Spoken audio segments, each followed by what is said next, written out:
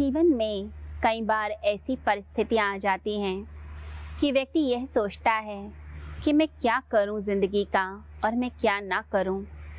जीवन में ऐसी विकट परिस्थितियां उत्पन्न होती रहती हैं कि जीवन एक रण क्षेत्र सा दिखाई देता है, एक युद्ध का मैदान दिखाई देता है।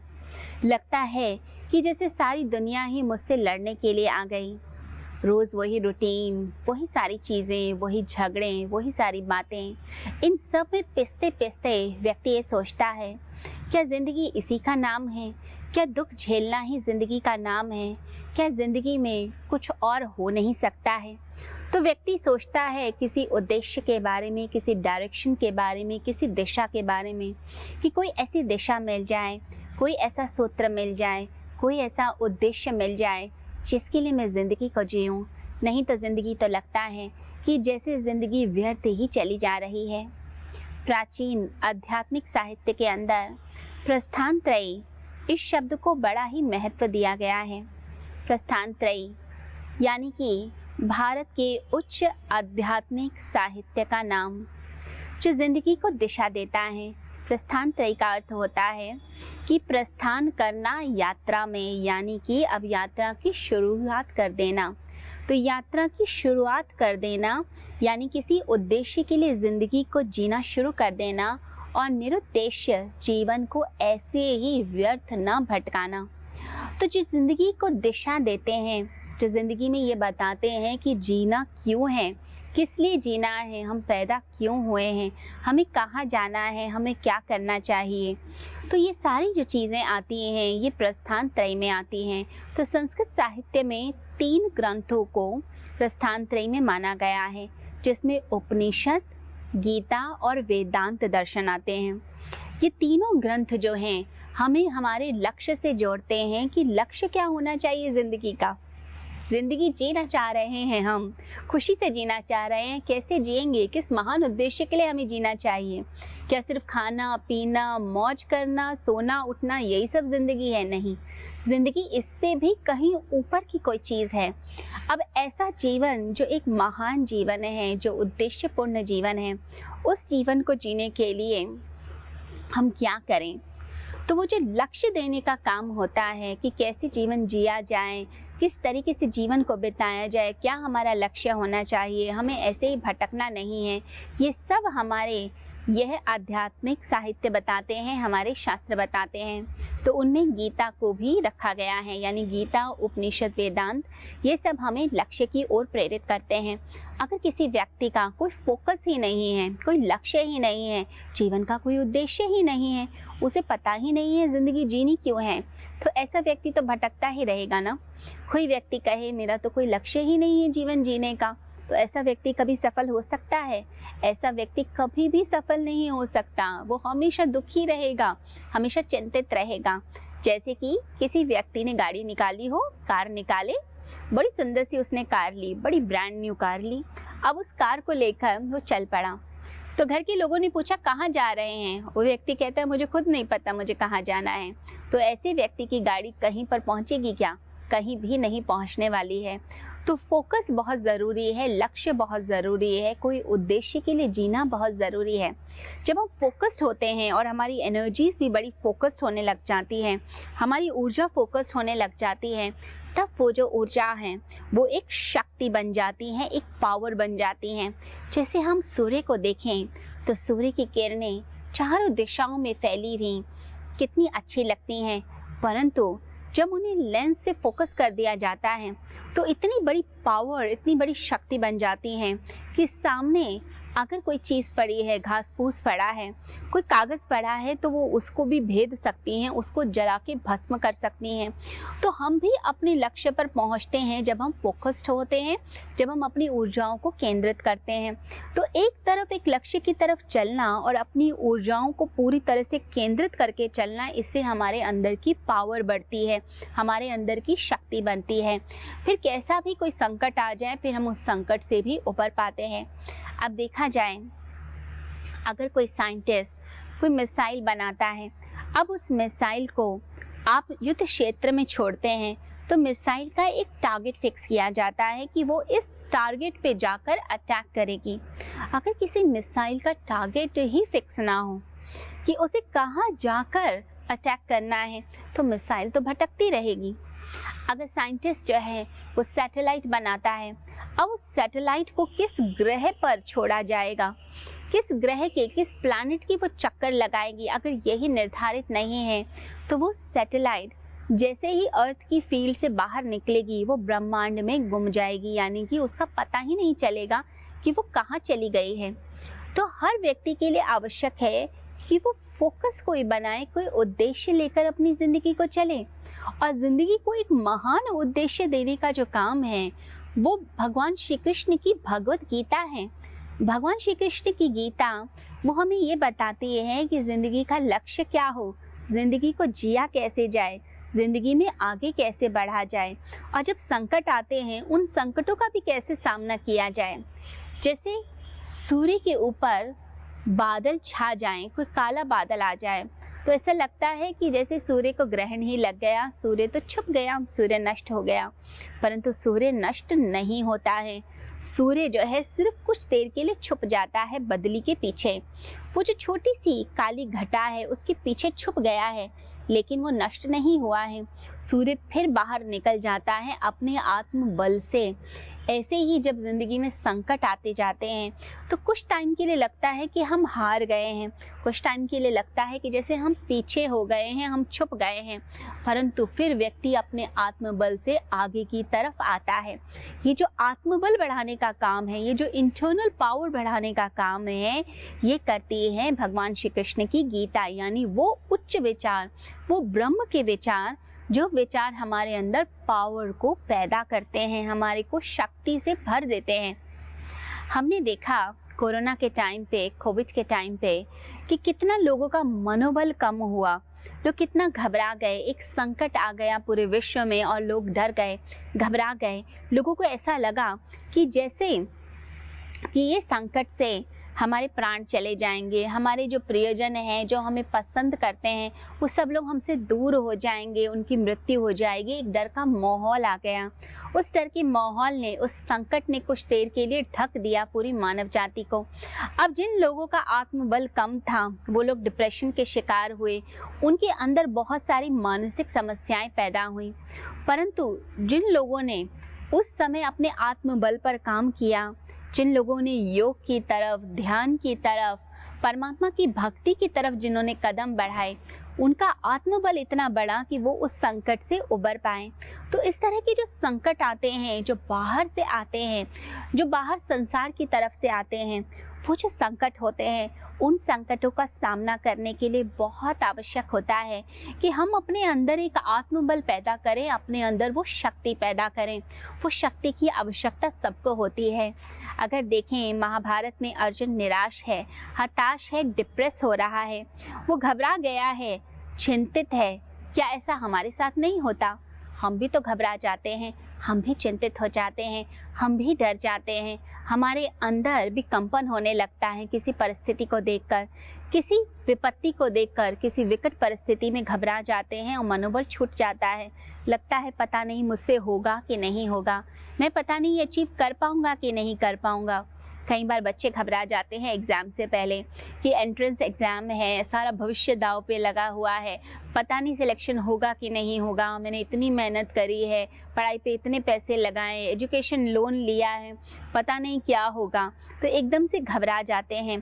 तो ऐसी जो स्थितियां आती हैं जिसके अंदर व्यक्ति इतना घबरा जाता है, इतना चिंतित हो जाता है, इतना परेशान हो जाता है, उस स्थिति के अंदर ज़रूरी होता है हमारे अंदर के आत्मबल को बढ़ाना, हमारे अंदर की पावर को बढ़ाना, हमारे मन के विचारों में वो शक्ति पैदा करना। तो यहाँ पर महाभारत में अर्जुन निराश होता है, अर्जुन दुखी हुआ है और अर्जुन निराश होकर भगवान श्री कृष्ण के चरणों में बैठा हुआ है कि भगवान आप ही बताओ कि ज़िंदगी की क्या दिशा हो, मैं क्या करूं ज़िंदगी का, मैं कैसे उबर पाऊं। तो उस समय वो जो मोटिवेटर का काम है, वो मोटिवेशन का काम जो है वो भगवान श्री कृष्ण के विचार करते हैं। अगर देखा जाए तो इस संसार में जो सबसे बेस्ट साइकोलॉजी की बुक अगर मानी जाएगी तो वो भगवान श्री कृष्ण की गीता है, जिसके अंदर एक निराश, हारे हुए, दुखी, जिस व्यक्ति के अंदर चिंताएं हैं, जिसके अंदर दुख भरा हुआ है, ऐसे व्यक्ति के मनोबल को कैसे बढ़ाया जाए, उसके मन को कैसे चेंज किया जाए, उसके दुर्बल मन को सबल कैसे बनाया जाए, ये सब चीज़ें भगवान श्री कृष्ण की गीता हमें सिखा देती है। और दुनिया के बेस्ट मोटिवेटर अगर कोई हैं तो वो है भगवान श्री कृष्ण। 5,500 साल पहले उन्होंने ऐसे ऐसे वचन कहे, ऐसी बातें बताई, जिन बातों को अगर हम जाने, जिन्हें उतारे ज़िंदगी में, तो हमारे अंदर शक्ति बढ़ती है। हमें पता चलता है ज़िंदगी का उद्देश्य क्या है, ज़िंदगी को कैसे जीना चाहिए, अपने अंदर क्या परिवर्तन लेकर आना चाहिए। ये हमारा मन ही तो हमें परेशान करता है। ये मन के हीन, दुर्बल विचार जो आपको एकदम नीचाई की तरफ ले जाते हैं। आप ऊंचाई की तरफ जा रहे हैं, लेकिन कोई ऐसा हीन और दुर्बल विचार आएगा जो आपके कॉन्फिडेंस को शेक कर देगा, जो आपको पूरी तरह से हिला देगा और आप घबरा जाते हैं, आप डर जाते हैं, आप सहम जाते हैं।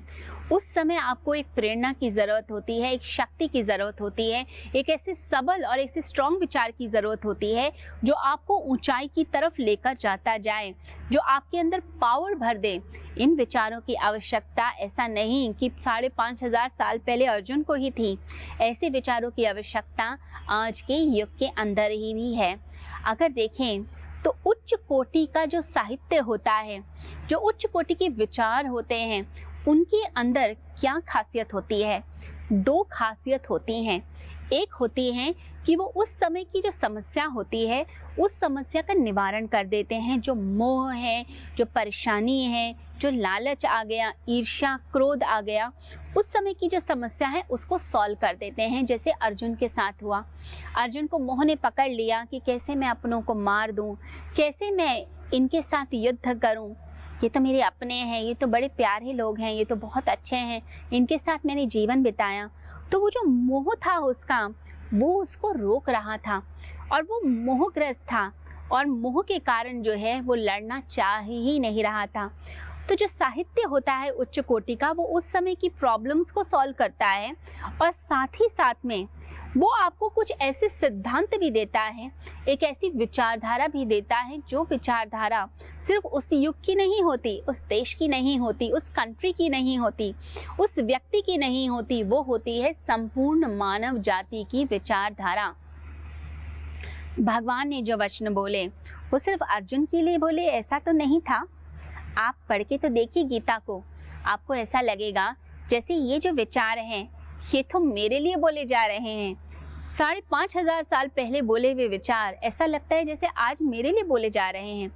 कोई भी आप चैप्टर गीता का खोल के देखिए, कोई श्लोक पकड़ के देखिए, आपको लगेगा ये समस्या से तो मैं भी जूझ रहा था, ये परेशानी से तो मैं भी जूझ रहा था, इसका सलूशन कितनी आसानी से भगवान श्री कृष्ण दे रहे हैं। और अगर कोई व्यक्ति इन विचारों को लेता है तो उसकी ज़िंदगी में परिवर्तन आता है। तो कुछ ऐसे सैद्धांतिक चीज़ें, कुछ ऐसे स्थिर तत्व दिए जाते हैं। जब कोई उच्च कोटि का साहित्य होता है वो ऐसे स्थिर तत्वों को देता है, ऐसे विचारों को देता है जो हर युग के लिए एप्लीकेबल है, हर युग के लिए मान्य है। जैसे हम देखें तो न्यूटन का ग्रेविटेशन लॉ, अब जो ग्रेविटी है वो हमेशा चीज़ को नीचे खींचती है। आप कोई चीज़ को ऊपर फेंक के देखिए, एक पत्थर को फेंक कर देखें, किसी सेब को फेंक कर देखिए तो वो हमेशा नीचे आएगा। ऐसा तो नहीं कि ये इंडिया में ही है या अमेरिका में ऐसा नहीं होगा, ये सब जगह एप्लीकेबल है। तो वो ग्रेविटी नीचे की तरफ खींचती है, वो पुल करती है। तो ऐसे ही कुछ ऐसे सिद्धांत तो होते हैं जो यूनिवर्सल लॉस की तरह वो सब जगह एप्लीकेबल होते हैं, सब जगह लागू होते हैं। तो गीता में भगवान ने जो बातें बोली हैं वो कुछ ऐसे तथ्यों को बताया गया है। वो ब्रह्म के जो वचन हैं, वो परमात्मा के जो वचन हैं, वो ऐसे वचन हैं जिसे हर व्यक्ति हर स्थिति में अपनी ज़िंदगी में उतार सकता है। गीता महाभारत के भीष्म पर्व का हिस्सा है। भीष्म पर्व के 25 से 42 जो अध्याय हैं, उसके 18 अध्याय अगर हम बोलें कि 25 से 42 के बीच में जो 18 अध्याय हैं वो अध्याय गीता कहलाए जाते हैं। और महर्षि वेदव्यास ने महाभारत की रचना करी, वो उसके रचयिता हैं।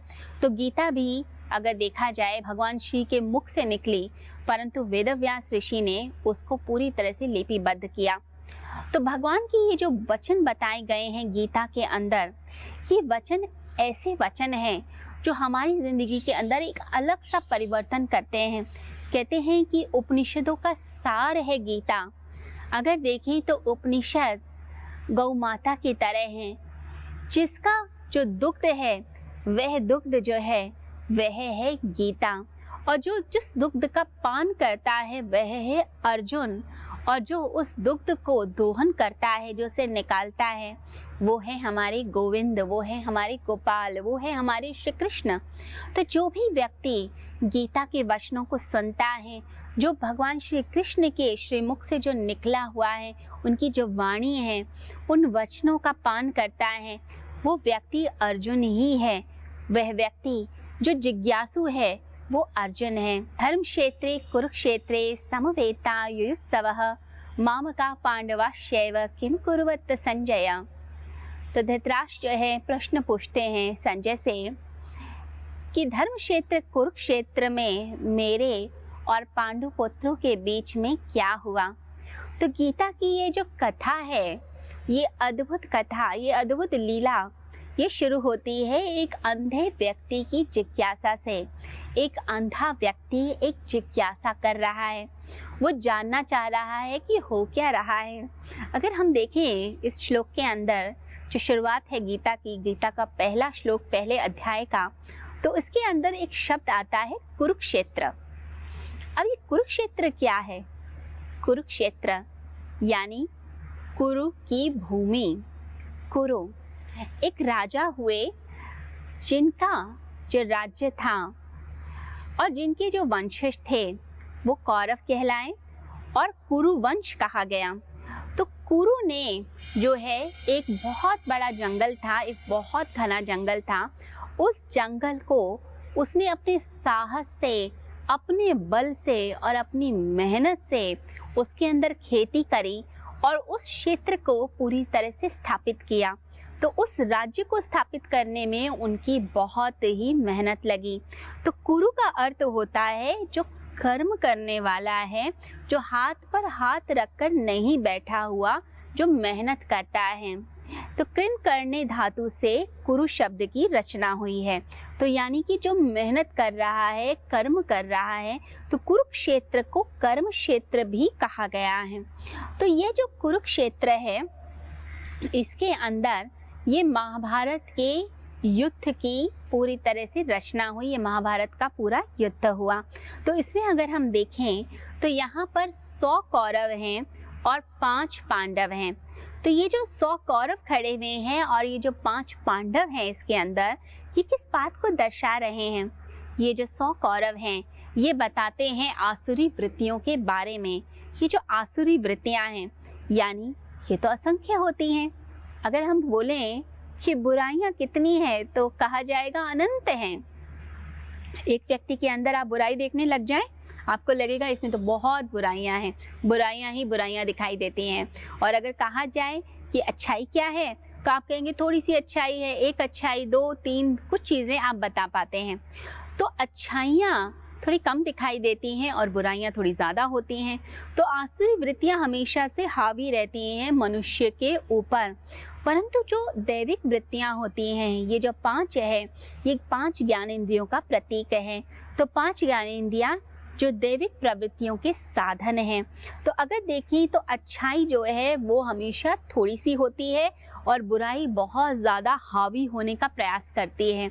जो व्यक्ति अध्यात्म की राह पर चलते हैं वो अपने अंदर की ये जो अच्छाई है, इस अच्छाई को बलवान बनाने में लग जाते हैं, एक अच्छा इंसान बनने में लग जाते हैं।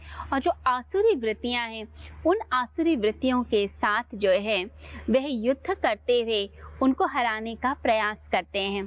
तो जो आसुरी वृत्तियां हैं वो हमेशा बुरी तरीके से लड़ाई लड़ती हैं।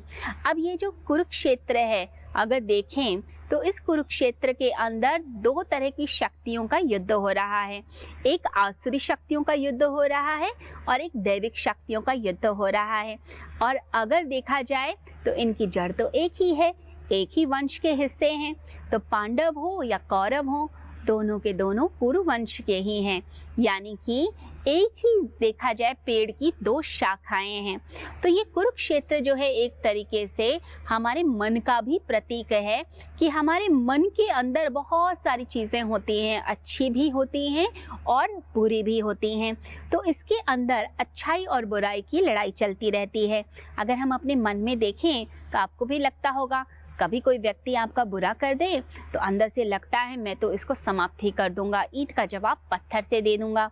परंतु फिर हमारे अंदर की अच्छाई जागती है और अच्छाई कहती है कोई बात नहीं, क्षमा कर दो। अज्ञानी है, इसको पता ही नहीं है, इसको ज़्यादा जानकारी नहीं है, इससे कहाँ मैं उलझूंगा, किस दुश्मनी में मैं पड़ूंगा, वैसे भी दुश्मनी में पड़कर टाइम ही वेस्ट होता है। तो आपकी अच्छाई आपको चाहती है कि आप कुछ बुरा ना करें, परंतु अंदर की बुराई कहती है नहीं, मुझे तो बदला लेना है, इससे कैसे सबके सामने मुझे गलत बोल दिया, मेरा अपमान कर दिया, मैं जहर का घूंट पी के रह गया। तो अंदर से बड़ा ही गुस्सा आ रहा होता है, बदले की भावना आती है। तो हर व्यक्ति के अंदर ये अंतर्द्वंद चलता रहता है। तो मन की जो भूमि है वो कुरुक्षेत्र है, वो धर्म क्षेत्र है, वहाँ पर लड़ाई चलती रहती है हमेशा कि क्या मुझे करना है, क्या मुझे नहीं करना है, मुझे अच्छा करना है या मुझे बुरा करना है। तो ये सब अंदर चलता रहता है। तो यहाँ पर जो दुर्योधन है, दु यानी कि बुरी तरह, योधन यानी कि युद्ध करना, जो पूरी तरह से युद्ध करता है वो है दुर्योधन। तो दुर्योधन आसुरी प्रवृत्तियों का प्रतीक है, यानी कि बुराई का प्रतीक है, जो बुरी तरह से लड़ना चाहते हैं। तो कितनी बार तो प्रस्ताव भेजे गए कि हमें 5 गांव ही दे दो, हमें राज्य नहीं देते तो मत दो, कोई फ़र्क हमें नहीं पड़ता, लेकिन लड़ाई मत लड़ो। लेकिन जो आसुरी प्रवृत्तियां होती हैं, जो असुर प्रवृत्ति के लोग होते हैं, जिनका नेचर ही नेगेटिव होता है, गंदा होता है, वो तो हमेशा लड़ना ही चाहते हैं ना आपसे। आपने देखा होगा आपके घरों में भी कई बार ऐसे रिश्ते नाते होते हैं कि आप तो सुलह करना चाहते हैं, आप चाहते हैं कि लड़ाई ना हो, सब प्यार से सिमट जाए, लेकिन वो तो लड़ने पर ही आमदा हो जाते हैं, लड़ना ही चाहते हैं। आप जितना लड़ाई से भागते हैं वो आपको उतना ज़्यादा कमज़ोर समझते हैं, बल्कि और ज़्यादा आप पे हावी हो जाते हैं। आप सोचते हैं इन्हें हुआ क्या है, ये शांति से जीवन नहीं जी सकते, क्यों ये अपना टाइम वेस्ट करते हैं और मेरा भी समय बर्बाद कर रहे हैं।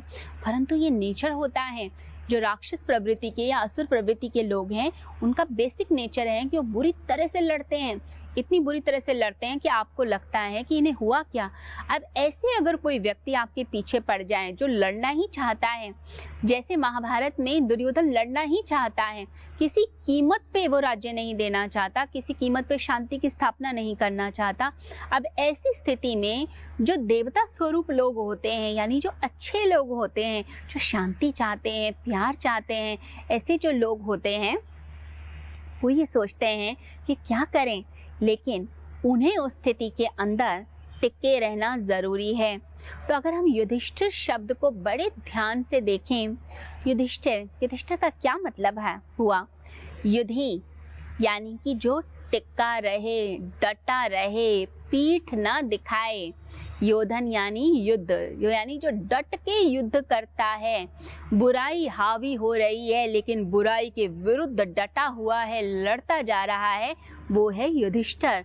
तो दैविक शक्तियों को करना क्या होता है? दैविक शक्तियों को बड़े प्यार से डट के अपने आत्मबल के साथ भगवान का सहारा लेकर, जैसे युधिष्ठिर ने गोविंद का सहारा लिया, भगवान श्री कृष्ण का सहारा लिया, उनके चरणों में सब कुछ समर्पित करके वह युद्ध को लड़ता रहा। दुर्योधन ने सब तरह से कोशिश करी, बुराई ने पूरी कोशिश करी अच्छाई को हराने की, लेकिन अंत में जो जीत हुई वो सत्य की जीत हुई। तो जो भगवान के साथ रहता है, अच्छाई के पथ पे चलता है, उसकी जीत हमेशा होती है। सत्यमेव जयते, ये याद रखिएगा बात। लोग कहते हैं कि जो है अच्छाई हारने लगती है, शुरू शुरू में लगेगा, बदलियां आएंगी, बादल सूर्य को ढकने की कोशिश करेगा, परंतु वो सूर्य को कभी नष्ट नहीं कर सकता, न मिटा सकता। आपकी जो अच्छाई है कुछ देर के लिए लोग छुपाने की कोशिश कर सकते हैं, परंतु वो कभी भी नष्ट नहीं होती है। अब यहाँ पर इस युद्ध के अंदर अगर हम देखें, जो इम्पोर्टेंट कैरेक्टर है, जो महत्वपूर्ण पात्र है, वो है धृतराष्ट्र। धृतराष्ट्र, धृत का मतलब हुआ कि जो टिकाए रखता है, राष्ट्र यानी देश, जो राष्ट्र को टिकाए रखे, जो नींव है राष्ट्र की, वो है धृतराष्ट्र। परंतु यहाँ तो अद्भुत बात है कि जिसने राष्ट्र को टिकाए रखना है वो तो अंधा है। अंधा, मुंह से अंधा, सिर्फ आंखों से ही नहीं, अंदर से भी अंधा है। बहुत से लोग ऐसे होते हैं, आंख तो उनकी ठीक होती है परंतु वो अंदर से अंधे होते हैं, यानी मोह से, लालच में, ईर्ष्या में, अहंकार में। हम बोलते नहीं है कई लोगों को कि ये तो अहंकार में अंधा हो गया है, इसे ना बड़ों का लिहाज है ना छोटों का लिहाज है, इसे तो शर्म भी नहीं है। ये बस अपनी ईगो में चलता जाता है, किसी का भी अपमान कर देता है, किसी की भी इज्जत को उछाल देता है, क्योंकि वो व्यक्ति जो है अपने अहंकार के नशे में डूबा हुआ है। ऐसे व्यक्ति को अंधा ही कहा जाता है। तो धृतराष्ट्र भी अंधा है, जिज्ञासा जरूर दिखा रहा है कि मेरे और पांडु पुत्रों के बीच में क्या हुआ धर्मक्षेत्र कुरुक्षेत्र में, संजय से पूछ रहा है। परंतु वो जो जिज्ञासा है वो तो एक स्वभाव है मनुष्य का। अगर हम देखें हमारे पास पड़ोस में क्या हो रहा है, हम सब जानने की कोशिश करते हैं। हमारे पड़ोसी ने क्या किया, रिश्तेदार ने क्या किया। अच्छा, बच्चों से पूछते हैं, बेटा आज आप क्या करके आए, बताओ स्कूल में क्या पढ़ाई की थी, कॉलेज में क्या किया, या कोई बिजनेस कर रहे हैं तो बिजनेस में पूछने लगते हैं कि बिजनेस में क्या किया। तो हम जानना चाहते हैं, हम क्यूरियस हो जाते हैं। तो धृतराष्ट्र क्यूरियस तो है, उत्सुक तो है, जानना चाहता है, परंतु वो व्यक्ति अंधा है। जो व्यक्ति अंधा है, आंखों की बात नहीं यहाँ की जा रही, मन की बात की जा रही है, जो मोह से ग्रस्त है, ऐसा व्यक्ति अपने बच्चों को भी क्या संस्कार दे देगा। इसलिए धृतराष्ट्र की जो संतति है, जो उसके बच्चे हैं, वो भी अंधे हैं। वो मोह से अंधा है और बच्चे लालच, ईर्ष्या, द्वेष से अंधे हैं। तो अंधकार की जो संतति होगी वह भी अंधकारमय ही होगी, वो भी अंधी ही होगी। वो प्रकाश नहीं पैदा कर सकता। अंधकार से प्रकाश कभी पैदा होता है? अंधकार से अंधकार ही पैदा होता है। तो धृतराष्ट्र जिसके ऊपर सब कुछ टिकना है, वो खुद अंधा यानी मोह से ग्रस्त, वो क्या संस्कार देगा अपने बच्चों को? उसने क्या संस्कार दिए दुर्योधन को, उसने क्या संस्कार दिए कौरवों को? जो कुछ भी दुर्योधन करता गया, उसने हर चीज के ऊपर उसकी पुष्टि कर दी, स्टैंप लगा दी कि मेरा बेटा है, जो करे। बहुत से लोग ऐसे होते हैं, लाड़ प्यार में अपने बच्चों को इतना बिगाड़ देते हैं। बच्चा बड़ी गाड़ी लेकर जा रहा है, ब्रांड न्यू गाड़ी ली है, अब 1-2 करोड़ की गाड़ी आपने बच्चे को पकड़ा दी और उम्र उसकी अभी बहुत छोटी है और वो ड्राइव करके जा रहा है, रैश ड्राइव कर रहा है। पहले दिन ही गाड़ी का एक्सीडेंट हो गया और गाड़ी चकनाचूर हो गई। अब आपकी 2-2.5 करोड़ की गाड़ी बच्चे ने टोटल उसको चकनाचूर कर दिया। बच्चे की जान बच गई, ये बड़ी बात है, लेकिन आप फिर भी बच्चे का साथ देते हैं और कहते हैं कि तो क्या हुआ, इतना कमाते हैं, किस लिए कमाते हैं? बच्चों के लिए तो कमाते हैं, ऐसे एक्सीडेंट तो हो ही जाते हैं। जब ऐसी भाषा का प्रयोग होने लग जाए तो इसका मतलब यह है कि आप अपने बच्चों को भी अंधकार में बना रहे हैं, उनके अंदर भी आप गलत संस्कार दे रहे हैं। तो दुर्योधन के अंदर भी यही गलत संस्कार आते चले गए, क्योंकि धृतराष्ट्र ने कभी रोका ही नहीं, कभी टोका ही नहीं। जब भी व्यक्ति कोई गलत डिसीजन ले लेता है मोह में आके, तो उसके बाद विनाश की तरफ ही चलता है। कई बार ऐसा होता है, हमने कोई बिजनेस वेंचर ओपन करा, अपने रिश्तेदार की बात मानकर उसके मोह में आकर, या पत्नी की बात मानकर उसके मोह में आकर, हमें पता भी है कि पता नहीं चल पाएगा कि नहीं चल पाएगा, डाउट भी है, लेकिन फिर भी हमने कर लिया। और फिर उसका अंत क्या होता है? अंत यह होता है पूरा पैसा डूब गया, गलती कर ली, फिर बाद में हम पछताते रहते हैं। तो मोह में जो व्यक्ति पड़ेगा वो व्यक्ति जो है अपना नाश कर ही लेगा।